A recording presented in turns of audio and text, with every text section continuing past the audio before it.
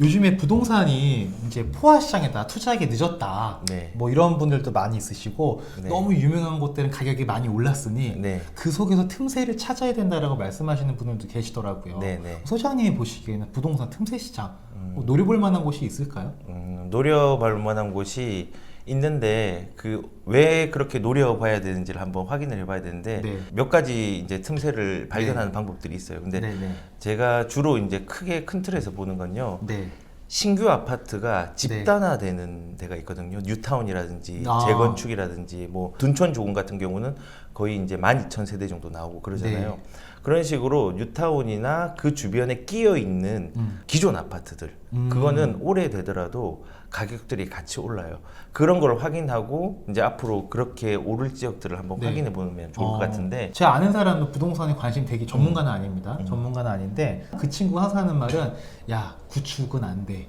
항상 이러거든요. 네. 꼭 그러진 않는 거나요? 그러니까는 그거예요. 신축은 돈이 많이 들어가면서 가격이 많이 오르는 거고 네. 구축 같은 경우는 돈은 그거보다 작게 들어가는데 상대적으로 작게 오르지만 수익률은 그 비슷하게 올라가는 거예요. 아. 그러니까는 돈의 규모에 따라 달라지는 건데 돈이 많이 부어서 투자하면 당연히 큰 돈이 나오겠죠. 그쵸. 근데 이제 작은 돈으로 수익률을 올리는 구조가 구축 아파트가 나쁘지 않고 실제적으로 서울이나 수도권의 주요 도시의 구축 아파트들도 네네. 가격들의 상승 여력은 충분히 있었어요. 아, 그렇구나. 그래서 한번 보시면 네. 이런 경우가 있어요. 제가 아까 뉴타운 근처에 대한 얘기를 했는데 네네. 뭐 예를 들어서 좀 강북 쪽에서 유명한 뉴타운은 어디냐? 뭐 아이온 뉴타운 정도가 되게 유명하겠죠. 아이온 뉴타운 쪽으로 가볼게요. 여기 보시면은 여기가 아이온 뉴타운이에요. 네. 이렇게 보면 어디가 뉴타운이야라고 이제 얘기를 할 건데 딱 이렇게 하면은 여기가 아이온 재정비 촉진지구가 있어요. 아, 네네. 예. 여기가 마레프라고 해서 가격들이 상당히 높은 아파트들이 많이 있어요. 네. 그래서 뭐 지금 20평대가 12억 넘어가면은 말 다 한 거죠. 어우. 굉장히 높은 아파트예요. 근데 실제적으로 보시면은 여기가 이제 아이뉴타운이 신축들이 계속 들어와요. 여기 보시면은 마포 자이 아파트, 프레스티지 자이 아파트, 그리고 여기 보시면은 마레프. 네. 여기는 마레프. 네. 여기도 이제 신축으로 들어오는 게 여기 보시면 마포자 있죠. 네네네. 그 사이에 여기 끼어 있는 이 아파트가 있어요. 그러면 주변이 신축으로 둘러싸여 있잖아요. 네. 그 뉴타운 안에 포함되진 않았지만 그 안에 들어간 거예요. 여기도 가격 상승률을 보면은 예전에 제가 추천을 했던 아파트 중에 하나인데 네. 만만치 않게 가격들이 많이 오. 올랐어요. 이. 그렇죠. 예전에 이제 추천을 했던 이유는 이 아파트를 뭐 6천만 원, 그다음 3천만 원에 살 때도 있었고 네. 1억 전후로 살 수 있었을 때 투자를 대출 한 껴서? 거예요. 대출 안 끼고요. 아. 전세를 껴서 사면은 아. 1억 전후로 해서 살 수 있었어요. 네네. 그래서 사라고 했는데 그게 수익률이 올랐잖아요. 오. 그러니까 서울은 구축이라도 입지 여건이 좋기 때문에 네. 가격들이 오르는 거예요. 마찬가지로 그 위에 보면 부가현 뉴타운이라고 있어요. 네네. 부가원 뉴타운도 이런 식으로 보면은 신축들이 여기도 보시면 힐스테이트 들어오죠. 그다음에 뭐 푸르지오 있죠. 네. 이편한 세상 있죠. 네. 그럼 여기 보면은 두산 아파트랑 럭키 아파트도 있어요. 네네. 여기도 예전에 이제 추천을 많이 했던 이유가 아. 가격을 보시면은 많이 올랐죠. 네. 서울이 전체적으로 많이 오르긴 했어요. 근데 이것도 옛날에 1억 미만으로 살 수 있었던 시절이 있었거든요. 지금은 4억에서 5억 사이 돈이 있어야지 살 수 있는데요. 네. 그래서 이런 신축이 오르는 것도 뭐 비슷하게 오르죠. 하지만은 돈 자체가 여기도 보시면 8억짜리가 지금 호가가 15억까지 가고 있거든요. 네. 많이 오른 거예요. 그러니까 이런 식으로 오르는 거는 신축이 더 많이 오르는데 네. 신축 옆에 붙어 있는 기존 아파트들은 가격들이 같이 동반 상승을 하는 거죠. 이런 데가 되게 많아요. 한 군데만 더 볼까요? 네. 왜 이렇게 많? 나는 모르고 뭐 했나? 이런 거 알면은 앞으로 기회가 있겠죠? 기회는 상당히 많아요. 그래서 한번 여기 보시면은 여기 이제 신길 뉴타운이라는 게 있어요. 네네네. 신길 뉴타운 또 뭐 어딘지 안 보이시니까 한번 살짝 보여주고 네. 여기거든요. 네네. 요 지역이에요. 네네. 요 지역인데 여기도 보시면요. 여기가 이제 대장 아파트 현재. 네. 레미안 어. 에스티움 아파트, 네네네. 그 다음에 파크자이, 네. 힐스테이트, 네. 뭐 전부 다 지금 자이 네. 메인 브랜드들이 다 들어오잖아요. 네네네. 여기 또 구축 아파트 하나 꿈의 그린이 있어요. 요 사이에. 네. 요것도 보시면은 가격이 오른 걸 전체 기간으로 싹 보면은 어. 10억, 11억까지 올라갔네요. 보니까 야, 옛날에 이거 2014년도에 한 5억 정도였나요? 그렇죠. 그래서 이런 신축 사이에 끼어 있는 기존 아파트를 보시더라도 이게 네. 2008년도에 지어져서 12년 돼서 이제 기존 아파트로 들어간 거예요. 그래도 여기가 가격이 오른다는 거예요. 그래서 결론적으로는 이렇게 가격이 왜 그렇게 절망하세요? 아니 저 때 뭐 했나 싶어요. 네. 그래서 네. 지금 여기 같은 경우는 가격들이 많이 올랐잖아요. 네. 그러면은 여기 이제 이건 지금 진행이 많이 된 거고 네. 진행이 아직 되고 있는 아파트들이 있어요. 이런 거 이렇게 될 거. 네. 근데 뭐 예를 들어 이런 거죠. 지금 여기 이제 수색 뉴타운이 지금 올해부터 분양을 시작하기 시작했어요. 네네네. 여기 수색 증산 뉴타운이에요. 네, 아우 재밌다. 네. 네. 여기서 요렇게 네. 요렇게가 수색도 지적도를 한번 살짝 보면은 요렇게 네네. 금이 보이죠? 네네네. 여기 지금 이제 분양을 계속 하고 있단 말이에요. 네네네. 분양 빨간 게 분양이에요. 네네. 분양 해가지고 네. 여기도 엄청나게 세대들이 많이 올라올 거예요. 네. 요 바로 위에 또 네. 아파트들이 또 있어요. 보시면은 어.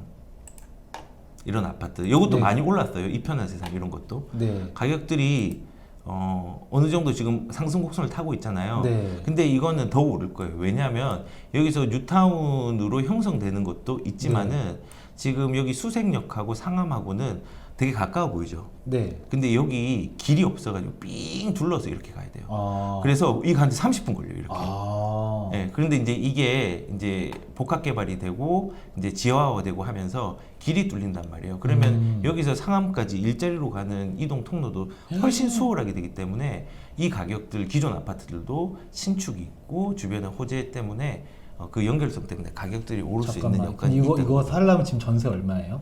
이거 같은 경우는 이렇게 보시면은 왜 이렇게 벌어졌어? 3억 정도로 벌어졌죠. 근데 지금 서울에서 네. 3억 미만으로 이제 사기 쉬운 곳은 많이 없어요. 근데 이제 어. 이런 게 있을 수 있어요. 지금 만약에 돈을 작게 해서 사고 싶다 이런 부분이 있잖아요. 네. 그러면은 그 다른 방법도 있어요. 지금 방금 신축 아파트인데 네. 신축 아파트 주변에 구축을 사라고 했잖아요. 네, 네. 그런 식으로 가격들이 오를 수는 있는데 네. 다른 방법은 뭐냐면요.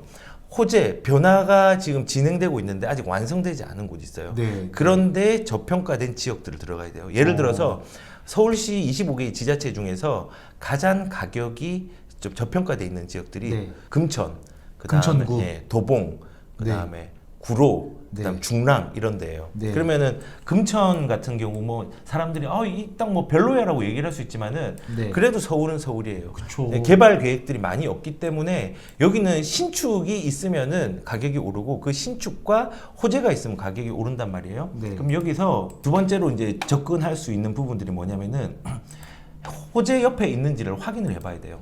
어.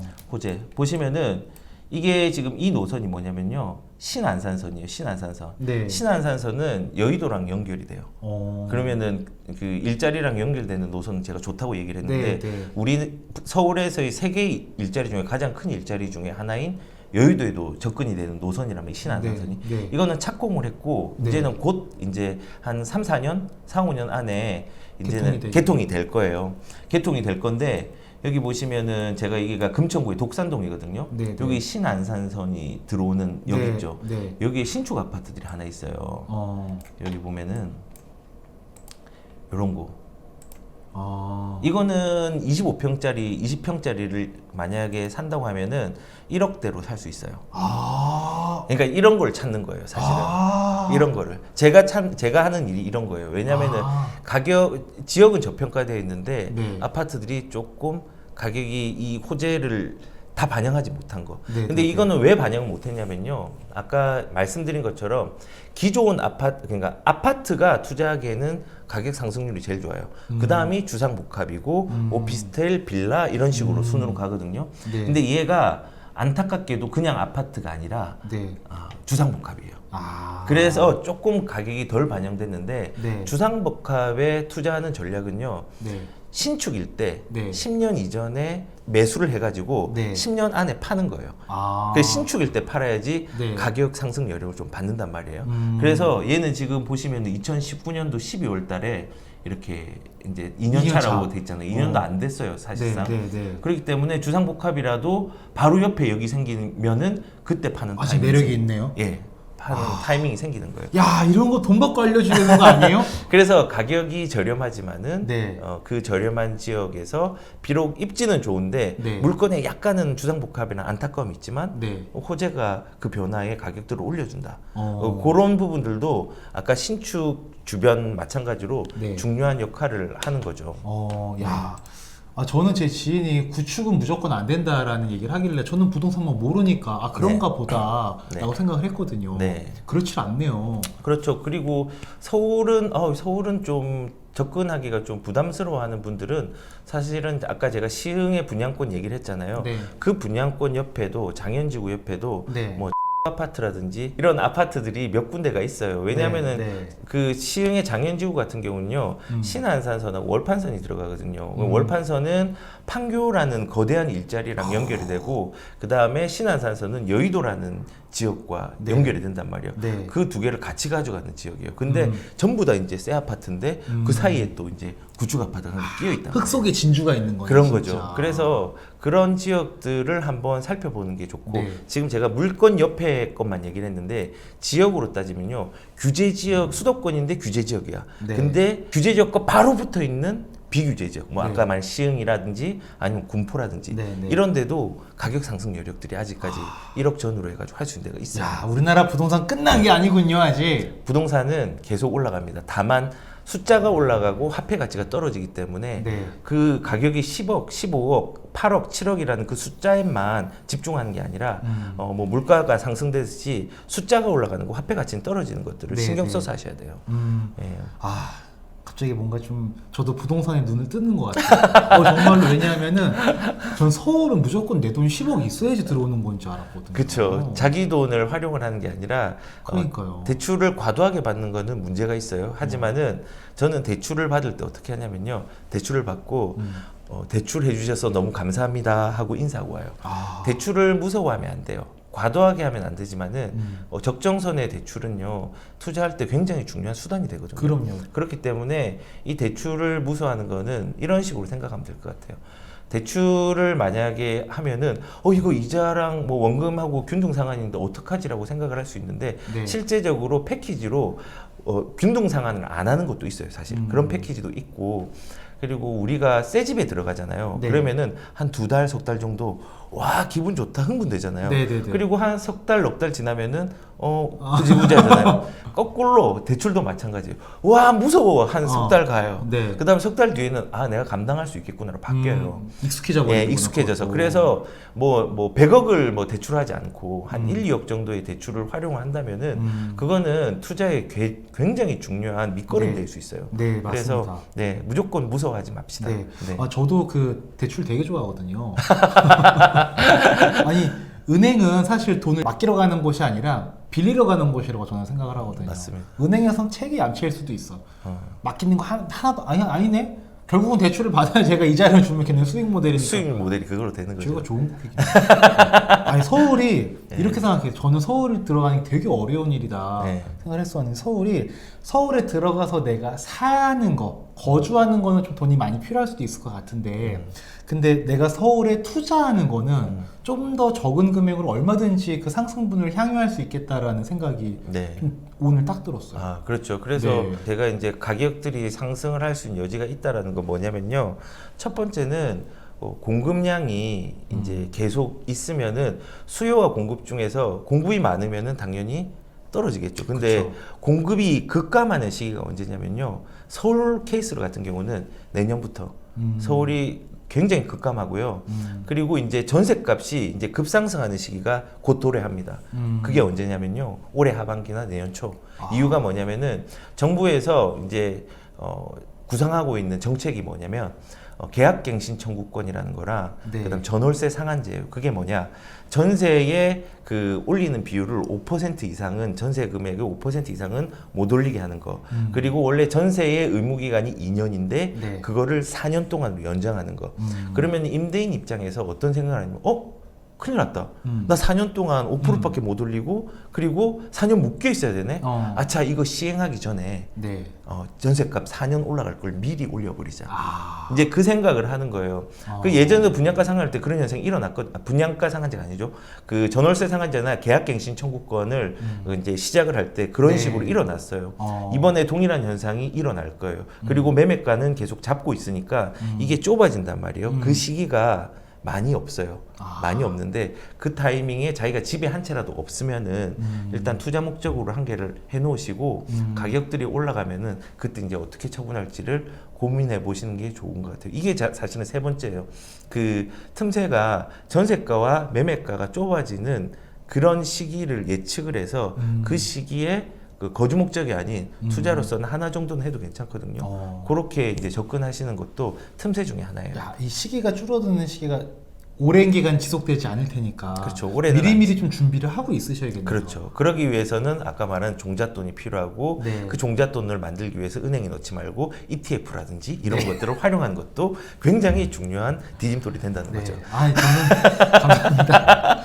부동산 쿨TV 구독해주시면 이런 좋은 내용 많이 들을 수 있으십니다. 정말. 그리고 저는 행복재무상담센터를 하면 너무 행복한 게 이렇게 좋은 분들과 함께 공짜로 얘기를 들을 수 있는 거잖아요. 라이브로 또. 그래서 다음 달에 저도 마찬가지예요. 저도 이제 3천만 원 지금 예전에는 3천만 원으로 부동산 투자를 할 수 있었거든요. 네. 근데 지금은 3천만 원으로 투자할 때는 사실은 물건이 아파트는 거의 없어요. 네. 있긴 있어요. 몇 군데. 그것도 뭐 오시면 얘기를 해드릴 수 있는데 음. 그래서 이제 그거를 조금 더 불리기 위해서는 은행보다는 다른 수단이 필요하다 생각을 해서 말씀을 그쵸. 드리는 거죠. 그렇죠. 예. 또 그런 거 하라고 또 저희가 있는 거니까요. 그렇죠. 그래서 함께 이렇게 콜라보레이션을 하고 있는 거죠. 자, 자화자찬은 여기까지 하는 걸로. 예, 알겠습니다. 오늘 너무 재밌는 이야기 해줘서 너무 감사드리고 네. 다음번에 또 좋은 내용 네. 부탁드리도록 하겠습니다. 네, 알겠습니다. 자, 이상 2022년 1월 2일까지 일하지 않아도 월 3천만 원의 소득이 나오는 시스템을 만드는 사람 오영일이었습니다. 이걸로 오겠습니다. 감사합니다. 감사합니다. 부동산 쿨TV 구독, 좋아요, 알람 설정!